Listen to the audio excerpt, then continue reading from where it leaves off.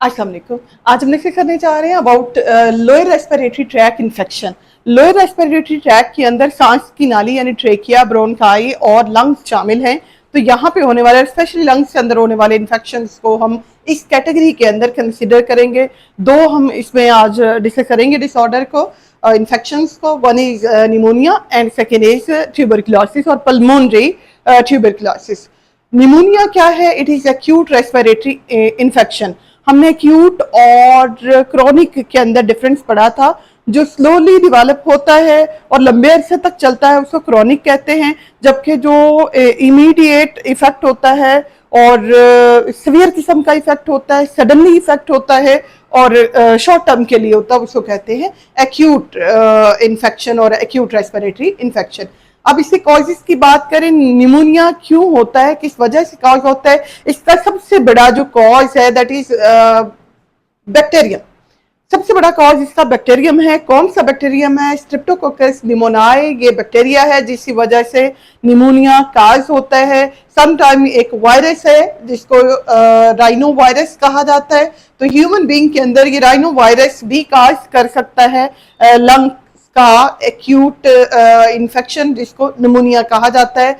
और फंजाई की वजह से भी रेयरली कॉज हो सकता है निमोनिया। और ये फंगस जो इन्फेक्शन होता है, मोस्टली जो इम्यून कह लीजिए कि प्रून जो इन्फेक्शन होंगे, पर्सन होंगे जिनका इम्यून सिस्टम इतना स्ट्रोंग नहीं होगा, ये उनके अंदर निमोनिया इन फंजाई की वजह से हो सकता है। दो स्पीशीज है इसके अंदर, एक तो हिस्टोप्लाज्मा की स्पीशीज होती हैं और एस्परजिलस फ्यूमिगेट्स जो हैं ये भी इन्फेक्शन, लंग के इन्फेक्शन का करते हैं। लंग के अंदर जो एक्यूट रेस्पिरेटरी इन्फेक्शन होगा यानी निमोनिया जो है उसको काज कर सकते हैं। तो मेजर इसमें कॉज बैक्टीरिया है। समटाइम इसमें वायरस काज कर सकता है, राइनो वायरस निमोनिया को, और रेयरली ये फंगल इन्फेक्शन की वजह से हो सकता है। अब बात करेंगे हम इससे इफेक्ट की, निमोनिया के अंदर क्या इफेक्ट होता है। ये mild to life threatening illness हो सकती है। माइल्ड है, हल्का फुल्का इन्फेक्शन भी हो सकता है, थोड़ा होगा, या फिर इवन ये सीवियर केसेस में चला जाए तो ये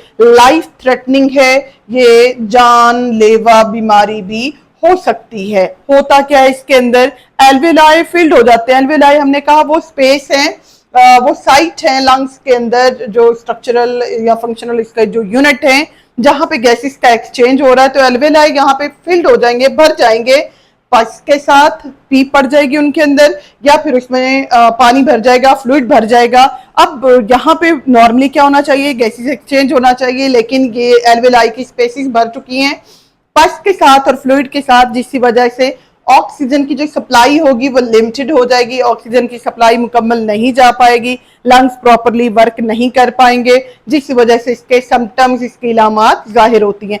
खास तौर पे छोटे बच्चे, वैसे तो ये अडल्ट के अंदर भी हो सकता है, बट छोटे बच्चों के अंदर स्पेशली 5 ईयर से लेस एज के जो बच्चे होते हैं उनके अंदर ये बहुत सीवियरली इफेक्ट कर सकता है। इवन 2017 के अंदर जितनी डेथ 5 ईयर से अंडर एज की जो डेथ रिपोर्ट हुई थी उनमें से 15% का कॉज सिर्फ और सिर्फ निमोनिया ही था। तो इसमें तकरीबन 8,08,000 के करीब जो बच्चे थे उनकी एक साल के अंदर डेथ रिपोर्ट हुई थी due to infection of pneumonia. अब बात करेंगे हम इससे सिम्टम्स से, इसकी इलामात की बात करेंगे। इसकी इलामात, निमोनिया की जो इलामात है बहुत सारी हैं वैसे तो जनरली जो है इसमें कफ होती है, कफिंग होती है पेशेंट्स के अंदर, और विद फ्लैम। फ्लैम क्या है? बलगम है, बलगमी खांसी हो सकती है इनके अंदर। शॉर्टनेस ऑफ ब्रेथ है, सांस बार बार टूटती है क्योंकि प्रॉपरली ऑक्सीजन की एक्सचेंज नहीं हो रहा था, ऑक्सीजन की सप्लाई कम हो रही होती है। चेस्ट पेन इसमें हो सकती है, चूंकि लंग्स के अंदर इन्फेक्शन है तो लंग के जो मतलब होंगे एरिया होगा वहां पे स्वेयर पेन हो सकती है। फीवर अल्टीमेट बात है, चाहे बैक्टीरियल इन्फेक्शन हो, चाहे वायरल इन्फेक्शन हो, चाहे फंगल इन्फेक्शन हो, तो इसमें सिम्टम के तौर पर सिम्टोमेटिक ये फीवर होता है। हाई हीट रेट होता है, इसमें बुखार होता भी तेज है। लॉस ऑफ एपिटाइट है, भूख खत्म हो जाती है, कम हो जाती है। ब्लूनेस ऑफ स्किन अपेयर होती है बच्चों के अंदर, खास तौर पे जो स्किन का कलर होता है, जब ऑक्सीजन प्रॉपरली गैसेस एक्सचेंज नहीं हो पा रही और ऑक्सीजन की सप्लाई कम हो गई है, लिमिटेड हो गई है, तो इसकी वजह से क्या होता है, बच्चों की जो स्किन होती है उसमें ब्लूनेस आ रही होती है, स्किन उनकी नीली पड़ जाती है, होंठ नीले पड़ जाते हैं। फिर इसमें एक सिम्टम जो है फटीग, अगर एडल्ट के अंदर है तो इसमें फटीग है, थकावट बहुत ज्यादा जो है जाहिर होती है। अब बात करेंगे हम निमोनिया की ट्रीटमेंट की, तो ट्रीटमेंट में स्पेसिफिक एंटीबायोटिक्स दी जाती हैं अगर ये बैक्टीरियल इन्फेक्शन की वजह से हो या फंगल इन्फेक्शन की वजह से हो, और अगर ये वायरल इन्फेक्शन है तो उसमें फिर फीवर और पेन को ट्रीट करने के लिए इसमें एनाल्जेसिक्स जो है ना वो दी जाती हैं, पेन किलर्स दी जाती हैं, और इसकी वैक्सीनेशन भी, निमोनिया की वैक्सीनेशन भी अवेलेबल है एडल्ट्स के लिए भी और Pneumonia child is caused when bacteria, viruses, or fungi invade the tiny air sacs in the lungs, triggering intense inflammation that fills them with fluid and pus. At the molecular level, invading pathogens activate immune cells that release signaling molecules called cytokines, which increase blood vessel permeability and attract white blood cells to fight the infection. This immune response, while essential, damages the delicate lung tissue and reduces oxygen exchange. Symptoms emerge as coughing, high fever, rapid breathing, and chest pain, reflecting the body's desperate battle to clear the infection. लेकिन हमारे पास pulmonary tuberculosis है, lower respiratory tract का infection. Pulmonary tuberculosis उर्फ आम में इसको TB कहा जाता है, शॉर्ट फॉर्म है ट्यूबरक्लोसिस का टीबी। अब टीबी की बहुत सारी इकसाम हैं, बोन्स को इफेक्ट कर सकता है, ब्रेन को इन्फेक्ट कर सकता है टीबी का जो बैक्टीरियम है, और लंग्स को भी इन्फेक्ट कर सकता है। जो मोस्ट कॉमन है वो पल्मोनरी ट्यूबरक्लोसिस है। तो पल्मोनरी ट्यूबरक्लोसिस को हम लेंगे, इट इज हाईली कॉन्टेजियस है, छूत की बीमारी है, छूने से लग सकती है, खांसने से, सांस लेने से, छींकने से और स्पिटिंग से, थूकने से, तो इसके बैक्टीरिया एक पर्सन से दूसरे पर्सन को लग सकते हैं। क्रोनिक है, आहिस्ता आहिस्ता डिवेलप होती है और लंबे अरसे तक चलती है। बैक्टीरियल इन्फेक्शन है, लंग्स का कॉज है इसका एक बैक्टीरियम जिसको कहते हैं माइकोबैक्टीरियम ट्यूबरक्लोसिस। माइकोबैक्टीरियम ट्यूबरक्लोसिस का टीबी का कॉज है।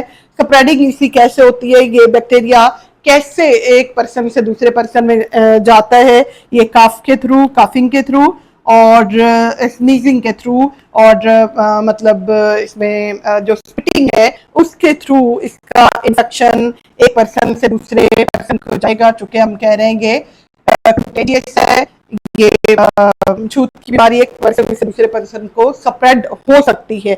अब इसके इफेक्ट की बात करेंगे, ये ट्यूबरक्लोसिस या टीबी का इफेक्ट क्या होता है, स्पेशली पल्मोनरी ट्यूबरक्लोसिस की हम बात करें, it may effect many parts of body, but इसमें जो मेजर कॉज है इसका वो माइकोबैक्टीरियम ट्यूबरक्लोसिस है, और ये इन्फेक्ट कर सकता है बोन्स को भी, ब्रेन को भी, लंग्स को भी। अब हम यहाँ पे लंग्स के इन्फेक्शन की बात कर रहे हैं, हम बोन और ब्रेन को डिस्कस यहाँ नहीं करें। अब ये लंग्स के अंदर इन्फ्लेमेशन काज करेगा, लंग्स के अंदर स्वेलिंग को काज करेगा, इन्फेक्शन को काज करेगा और लंग्स के स्ट्रक्चर को डैमेज करेगा। और लंग के अंदर जो एल्वेलाई हैं, यहाँ एल्वेलाई को स्पेशली ये इफेक्ट करता है। होता क्या है कि जब माइकोबैक्टीरियम ट्यूबरक्लोसिस एंटर हो जाता है सांस के जरिए से, ये लंग्स में पहुंच जाता है, तो लंग्स में ये एल्वेलाई, जहां जो लास्ट स्टेशन है एयर का, ये वहां तक अगर एंटर हो जाता है, वैसे तो रास्ते में बहुत सारे फिल्टर लगे हुए हैं, नेजल कैविटी के अंदर म्यूकस मौजूद है, हेयर्स मौजूद है, सीलिया यानी मौजूद है, वो इसको ट्रैप कर सकते हैं। रेस्पिरेटरी ट्रैक सारी की सारी अंदर म्यूकस से और मतलब रुकावटों से भरी हुई है, फिर भी ये सारी रुकावटें दूर करके कोई भी बैक्टीरियम अगर रसाई हासिल कर लेता है, लंग्स तक ये चला जाता है, तो लंग्स के अंदर ये एल्वेलाई की जो लाइनिंग होगी, एल्वेलाई का जो स्ट्रक्चर होगा, उसको ये डैमेज करेगा। ये जब इन्फेक्ट करेगा एल्वेलाई के इंटरनल स्ट्रक्चर को, तो वहाँ पे कुछ मैसी सी बन जाती हैं, गोले से जो है ना वो बन जाते हैं सेल्स के। और इम्यून सिस्टम क्या करता है कि उस मतलब बनने वाले मैस को क्लियर करने के लिए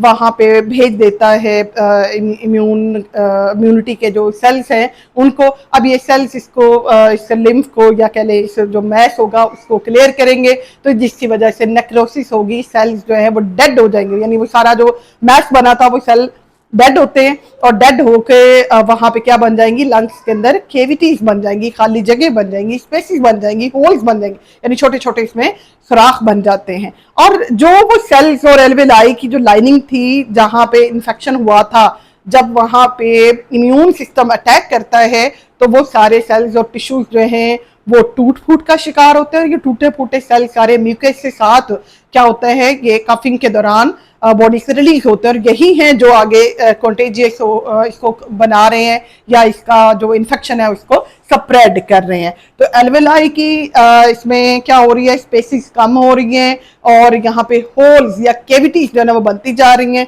जितने एल्वेलाई कम होंगे उतना गैसेस का एक्सचेंज क्या होगा, इफेक्टेड होगा, लिमिटेड जो है ना वो होता जाएगा। और एडवांस स्टेज के अंदर अगर हम ट्यूबरक्लोसिस को देखें तो रेस्पिरेटरी फेलियर को काज कर सकता है, सांस लेने के अमल को बिल्कुल ही बिल्कुल ख़त्म जो है वो कर देगा, लंग्स अंदर से बिल्कुल खाली जो है वो कर देगा, ये सुराख बना बना के। सिम्टम्स की बात करें तो इससे भी मल्टीपल सिम्टम्स होते हैं, बहुत सारे जो है ना सिम्टम्स हैं, ज़रूरी नहीं है सारे के सारे एक ही वक्त में ज़ाहिर हों, इनमें से अगर चंद एक भी ज़ाहिर हो रहे हैं तो वो इसमें थोड़ा सा एहतियात करनी चाहिए, केयर करनी चाहिए, टेस्टिंग करवा लेनी चाहिए कि क्या इसमें जो इलामात ज़ाहिर हो रही हैं ये ट्यूबरक्लोसिस को तो ज़ाहिर नहीं कर रही। तो इसकी इलामात में कफ विद ब्लड हो सकता है, कफिंग हो रही है, खांसी आ रही है, साथ में ब्लड जन्म खारिज हो रहा है। ये ब्लड वही है जो हमने कहा कि लंग्स के अंदर, एल्वेलाई के अंदर जब इन्फेक्शन जो है ना वो फैलता है तो इसे इन्फेक्शन के फैलने की वजह से वहाँ पे सेल्स जो हैं वो डेड होते हैं, और वो डेड सेल मटेरियल सारा जो है ना वो बाहर निकाला जा रहा है, तो वो ब्लड और पस के साथ जो है ना वो बाहर निकलता है। इसमें फीवर हो सकता है, नाइट स्वेट है, रात के वक्त में बार बार जो है ना स्वेटिंग होना, पसीने आना, और इसी तरह वेट लॉस है, इससे इलामात में से एनोरेक्सिया है, भूख ख़त्म हो जाती है, और डिप्रेशन है, वीकनेस है, कमज़ोरी हो जाती है। इसमें ड्राई कफ भी है, ज़रूरी नहीं है कि कफ विद ब्लड और पस ही हो, ये ड्राई कफिंग है तो वो भी एक इलामत हो सकती है ट्यूबरक्लोसिस की। चेस्ट पेन हो सकती है, और प्लूरल जो मेम्ब्रेन है, जो प्लूरा है, ये भी इफेक्टेड हो सकता है इसके अंदर। अब हम बात करेंगे इसकी ट्रीटमेंट की, चूँकि ये ज़्यादातर केसेस में काज हो रहा है due to infection of bacteria, तो बैक्टीरिया के लिए क्या दी जाएंगी, एंटीबायोटिक्स जो है ना वो दी जाती हैं। तो इसके लिए डॉट्स है, dots is short form of daily observe treatment short courses, और ये जो शॉर्ट कोर्सेज होते हैं इनमें डेली बेस पे मेडिसिन जो है ना वो दी जानी है, इसमें कोई गैप नहीं आना चाहिए। जो भी इसी एंटीबायोटिक्स का कोर्स है जितने टाइम के लिए है, जितनी डोज है, जितने डेज हैं, उनको फॉलो किया जाना बहुत ज़रूरी है। So DOTS is very important in the treatment of tuberculosis. अगर दरमियान में इसका इलाज जो है ना वो छोड़ देंगे तो इसकी ट्रीटमेंट कंप्लीट नहीं होगी, और इवन सीवियर केसेस में ये अगर होल्स जो है ना बन चुके हैं तो ट्रीटमेंट मुकम्मल होने के बाद भी ये शॉर्टनेस ऑफ ब्रेथ और इसकी जो है ना वो मतलब वीकनेस और ये सारी चीज़ें जो है ना वो जाहिर होती रहती हैं। 9 मंथ्स तक इसका कोर्स जो है ना वो चलता है जनरली मेडिकेशन का, टू क्योर दी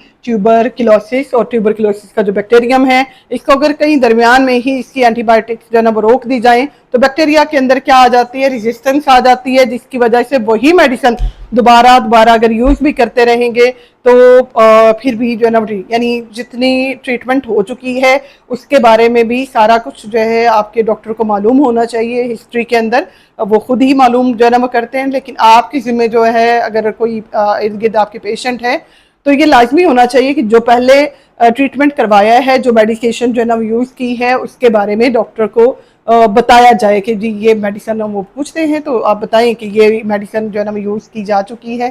कोई भी जो है ना बीमारी है वो काबिले इलाज होती है, अलावा चंद एक के लाइक एड्स वगैरह।